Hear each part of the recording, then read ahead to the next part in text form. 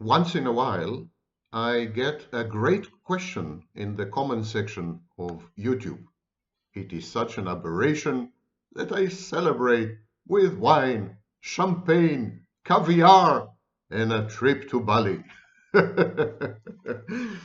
And a few days ago, someone wrote to me the following. The narcissist has no object constancy. I'm paraphrasing. The narcissist has no object constancy and introjects people, snapshots them, creates internal objects that represent external people, and then continues to interact only with the internal objects. So the question, how do narcissists perceive other people's death? When other people die, how does a narcissist cope with this? Not only for themselves, but for others. What is death in the narcissist's mind? We know that there is no emotional empathy, but cognitively, how do they see death? Well, I will mostly discuss the way narcissists perceive other people's death. A narcissist, of course, cannot perceive his or her own death in real time. It would be a bit difficult. But the narcissist does contemplate death, the cessation of existence, the legacy, what will be left behind. The narcissist refuses to believe in the existence of death, denies death. As far as a narcissist is concerned, he or she is going to live forever. And the reason, I think, is that the narcissist is already dead. Narcissism, pathological narcissism, is an internalized death cult. There's a void, there's an empty schizoid core, there's a black hole, to use Tustin's phrase. I mean, you choose. And so when the absence that is the narcissist masquerades as a presence, when the non-entity, non-being that is the narcissist pretends to be a creature, a being, that creates enormous cognitive dissonance and gaps, not only in other people's minds, but in the narcissist's mind as well. And so the need to constantly pretend to be alive when you have actually been assassinated as a young child. You are dead. The narcissist is dead. It's a corpse. It's an animated corpse. It's a zombie. And but this zombie is engaged in pretending to be normal. There's a pretension to normalcy and normality. And so the narcissist integrates death in a way which is dissimilar to healthy and normal people. Healthy and normal people never experience death, they experience life. And as far as healthy and normal people go, death is the negation of life. It's the exact opposite of life. Everything that characterizes and typifies life is absent in death. And on the very contrary, death has characteristics and traits and aspects and dimensions which are the vitiation of life, the contradiction of life. That's how healthy, normal people perceive death, because they constantly experience only life and they have no experience of death. Whereas a narcissist constantly experiences death and has no experience of life. So, as far as a narcissist is concerned, biological, physical death is just an affirmation or confirmation of an existing state, a merger and fusion of body and mind, finally. The narcissist's body catches up to the narcissist's mind. The narcissist's mind has been dead for ages. Now the body catches up with it and dies as well. In a way, the narcissist would perceive death as an apotheosis, an epiphany, a form of elation, what Freud called the oceanic feeling, going back to the womb, becoming one with everything and everyone that matters. In other words, sources of supply and so on, the ultimate shared fantasy from which there's no escape and no reversion, and a fantasy which is unambiguous, unequivocal, irreversible, always there, and all consuming and all pervasive. Death to the narcissist is the ultimate shared fantasy. That's a biological death of the narcissist himself. Now, of course, that is not to say that narcissists are not afraid of dying. Of course, they are afraid. On an animalistic, primordial, atavistic level, they are as afraid of dying as anyone else. They're as afraid of dying as cockroaches and rabbits and elephants and other people. Everyone is afraid of dying. Every organism is geared to fight death, to fend it off for as long as possible, to transmute it somehow. So in this sense, narcissists are no different. They're organisms.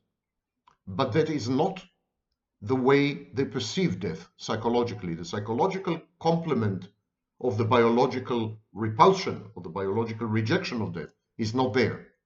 Whereas in healthy people, body and mind reject death, are terrified of death, deny death, trying to ignore death. There are various strategies of coping with death, which involve both body and mind. In the narcissist, there's a divorce between body and mind.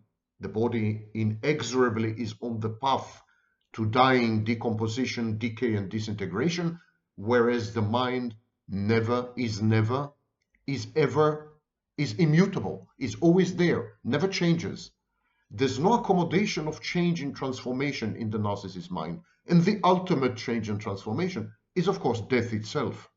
Because the narcissist is incapable of transformation and change. The narcissist in his own mind is incapable of dying.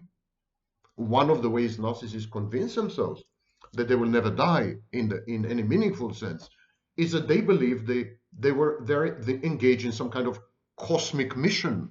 They're imprinting the world. Their legacy will survive somehow.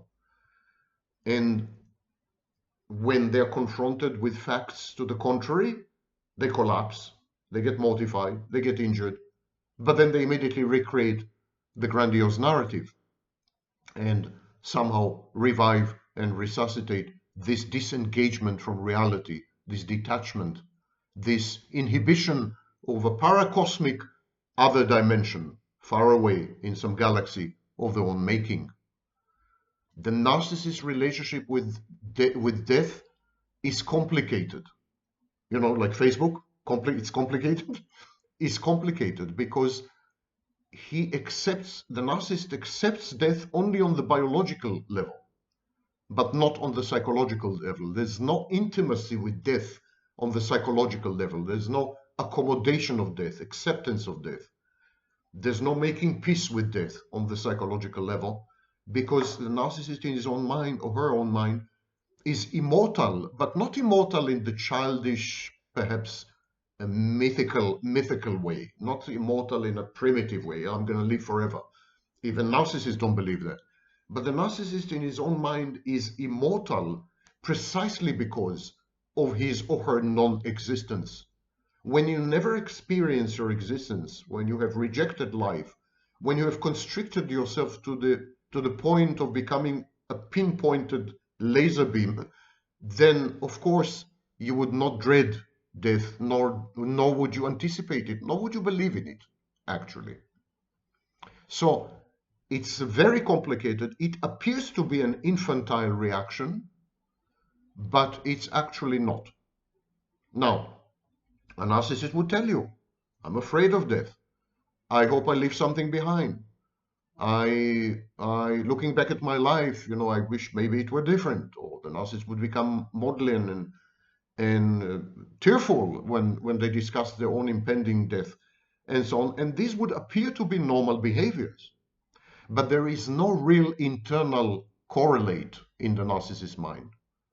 These are more like rehearsed behaviors, imitative. There's a mimicry, there's an imitation here. The narcissist doesn't really feel this way, if you understand what I mean. The narcissist could become nostalgic, sentimental, and especially self-pitying, but it would not impinge on or undermine the narcissist's inflated, fantastic, grandiose self-concept, which is all-encompassing, all-pervading, immutable, and everlasting. So this is the way the narcissist relates to his own death, or her own death, Half of all narcissists are women, and it makes it very difficult for the narcissist to relate to other people's death. The person who posted the comment noted correctly that the first problem is that the narcissist doesn't have object constancy. When people are out of sight, they're out of mind. When people are no longer useful, they're out of mind. When people have been rendered persecutory objects, when they became enemies or perceived as enemies, they are out of mind. The narcissist's mind is populated only with sources of narcissist representations of sources of narcissistic supply, representations of participants in the shared fantasy, representations of potentials for both. That's it. There's no object constancy, not for the same reason as in borderline personality disorder, where the problem is introjection, flawed introjection, so there is introjecting constancy, but because the narcissist is utilitarian. He places emphasis on usage and utility. And if you're if you're no longer useful, you no longer exist. So there's no investment, there's no cathexis, there's no investment of emotional energy, psychic energy, in maintaining representations, inner representations, introjects of people who are no longer active in the narcissist's real life, and therefore they are rendered not dynamic in the narcissist's internal life. So it's a bit like enabling and disabling. There's like an on-off switch in the narcissist's mind. He can turn you off, and then he can turn you on. There's one exception, and that is intimate partners, but we will not go into it right now. I've dealt with it in the shared fantasy, on the shared fantasy playlist. But generally speaking, narcissists don't have object constancy. So you are dead to the narcissist anyhow. If you're not meaningful, if you're not contributing, if you're not participating, if you're not providing, if you're not supplying, you're dead.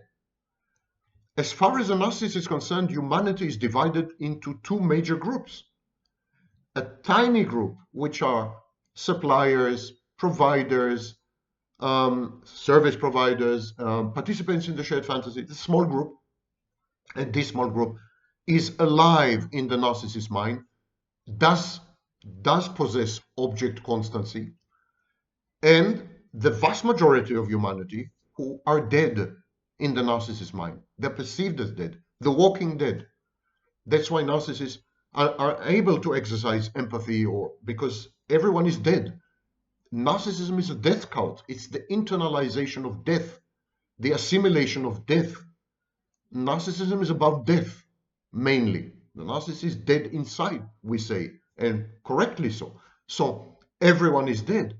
So when people die, in reality, it comes as no great shock to the narcissist or surprise, nor does it provoke or trigger any dynamics, psychodynamics in the narcissist. There's no psychological reaction to the death of other people, even people the narcissist have known for decades, even parental figures. There's no psychological reaction because these people have been dead to the narcissist for very long.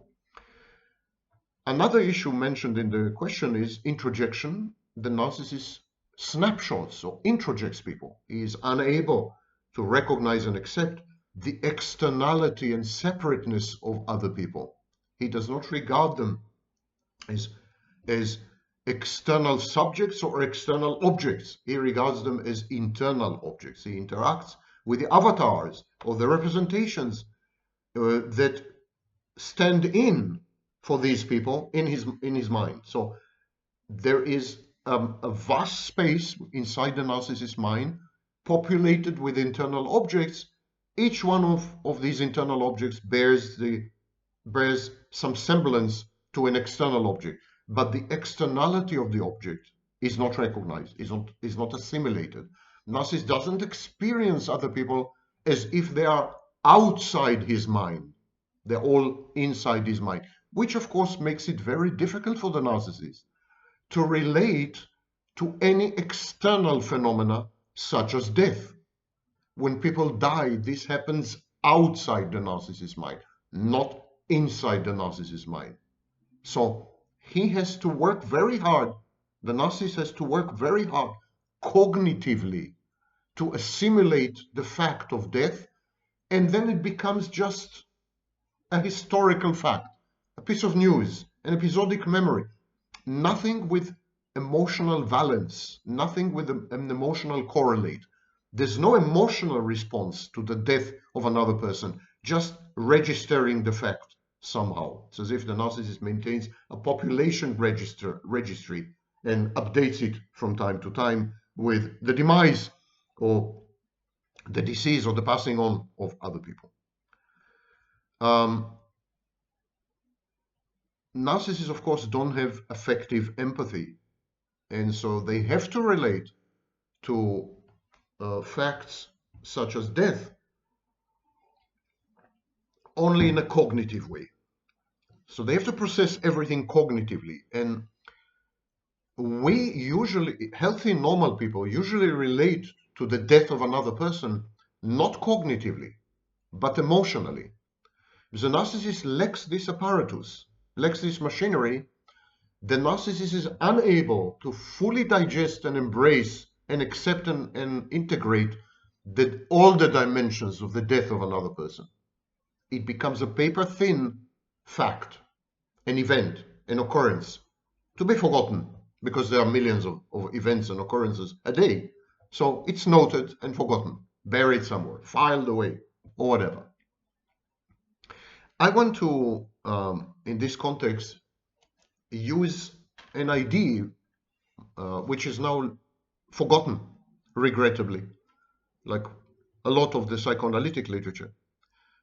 It was a term coined by Eduardo Weiss in 1957, and it's ego passage.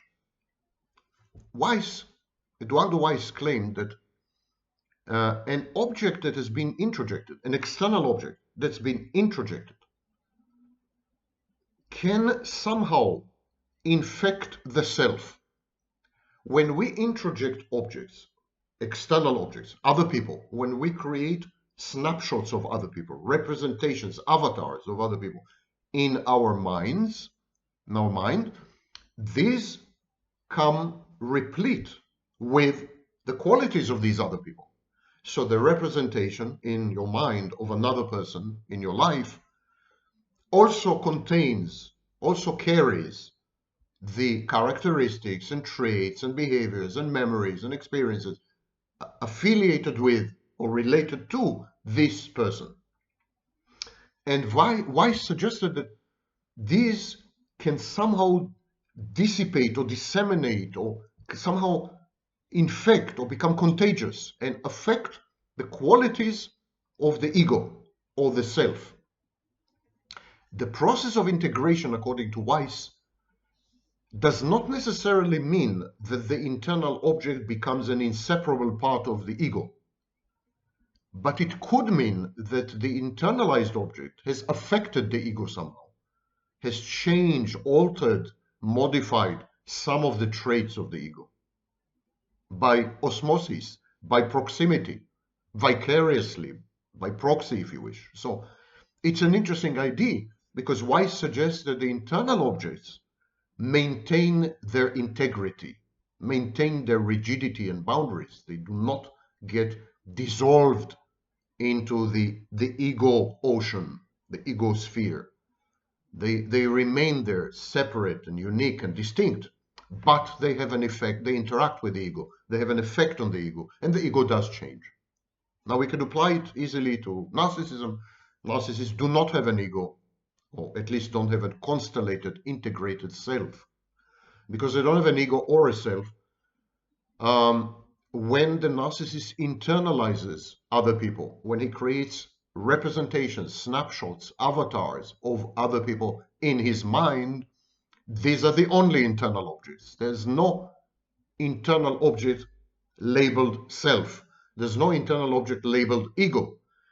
It's a playground of internal objects, all of them emanating from the outside, triggered by the outside, modeled on the outside. So the narcissist's mind is a hive mind. And rather than influence the self, which does not exist in the narcissist's mind, rather than paint the ego with a white brush. The ego doesn't exist in the narcissist mind. What happens in the narcissist mind is that the internal objects interact with each other. They form coalitions and clusters. They modify each other. They affect and influence each other. It's a collaborative project. And so that's why I call it the hive mind. And according to Weiss, in a healthy person, there is a panoply, a plethora of object-derived traits, but these object-derived traits of the ego can be traced to other people. They belong to someone else. So it's like the ego is this multicultural, diverse entity that is open to influences and contributions by other internal objects, which represent people in the outside, external objects. And so the ego traits, the object-derived traits, appear to belong to someone else, actually. They are experienced as one's own, but they actually can be easily traced to other people. And they're introjected. They become internalized. Weiss says that these traits can be externalized again. That while the ego acquires traits from internal objects that represent people in the outside, the ego can also get rid of these acquired traits. The ego can re-externalize these acquired traits, purge itself, cleanse itself of these external influences. And this is what Weiss called the ego passage. In the process of such introjection and then projection, the original qualities of the object certainly undergo alterations, and some of these alterations are long-lived and maybe even irreversible. But there is a continuous trade between internal objects that represent external objects and the internal object, which is the ego or the self. There is an exchange, a barter, a counter trade system. There's an exchange of goods and services, exchange of traits. The ego borrows traits from other internal objects, which represent people outside, and these internal objects reacquire the traits that they have lent. They lend these traits to the ego, then they take them back. The ego can re-export these traits, externalize them back to the internal objects, back symbolically to people out there. So it's a two-way street, not a one-way street. The re-externalized representations are not replicas of the original object, but still they can be reattributed to the original object. So the Weiss's conception of the ego is much more malleable, much more open-ended, much more permeable. It's like more like a membrane, and things pass through this membrane back and forth. And Weiss called this phenomenon passing of an object through the ego, or simply object passage. Regrettably, this fascinating idea has been neglected and abandoned, completely forgotten, even in literature. But it would explain perfectly the way the narcissist relates to other people. The narcissist first snapshots other people, internalizes them, creates internal objects that represent other people. And then these internal objects interact with each other, and they form impromptu ad hoc coalitions on the fly, if you wish. And these coalitions and clusters function in lieu of self-states, in lieu of a self, in lieu of an ego. So the narcissist substitute for an ego, substitute for a self, would be the hive mind. And the hive mind is not static, is not rigid, is not lifelong. The hive mind is an open, dynamic entity which experiences these passages. The hive mind appropriates traits from other internal objects and then gives them back, and then appropriates other traits and gives them back. And the narcissist experiences the hive mind the way a healthy, normal person would experience his or herself, as a continuum, as a continuity. But in the case of the narcissist, because there is no organizing principle, there is no central structure, the formation of the self has been disrupted in early childhood. Because of this, there are many memory gaps. And this dissociation forces the narcissist to confabulate, and the whole structure is very shaky. And so while the narcissist would claim to be continuous or to experience himself or herself continuously, there is no continuity. There is dissociation, there's dissociative confabulation. And coming back full circle to the issue of death, if what you have instead of a mind is a population of internal objects interacting with each other, influencing each other, reshaping and remolding each other, forming coalitions and clusters on the fly and then disintegrating or dissolving these coalitions and clusters. If your experience, therefore, is not continuous, not static, but more dynamic and open-ended and ill-defined, if you're fuzzy, which is the narcissist, if your boundaries are not there, you don't know where the world ends and you begin. Given all that, it would be impossible for you to truly assimilate the fact of death of another person. These other people are not perceived as real. They're not perceived as external. They're not perceived as separate. They're perceived as triggers in the best case. And internal objects never die. They're deactivated, yeah.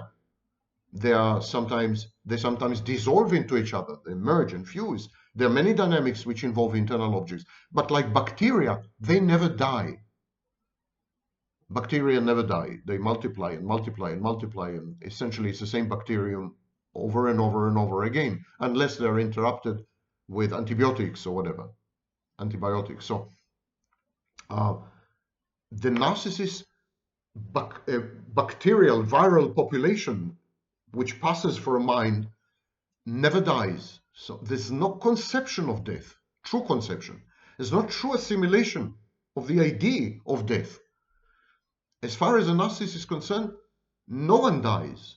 Everyone lives forever because they all inhabit his mind. He can turn some people off. He can turn some representations off. He can turn some internal objects on, time and again at will, but they never vanish in the true sense of the word. They're always there as potentials, available in time of need.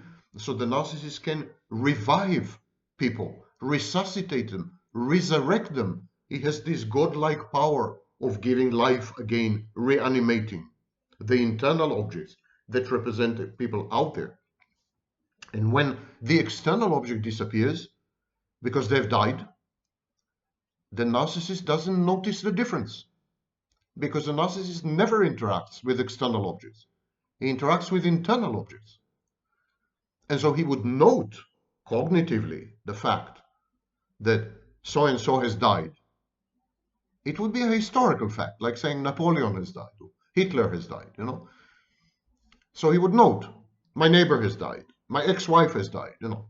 He would note the fact, but it would have no affective, no emotional resonance within the narcissist, and it would definitely not change the economy, structure, function, dynamics, boundaries, and delineation of the internal object that has represented and is representing and will forever represent the person, the real external object who has passed away.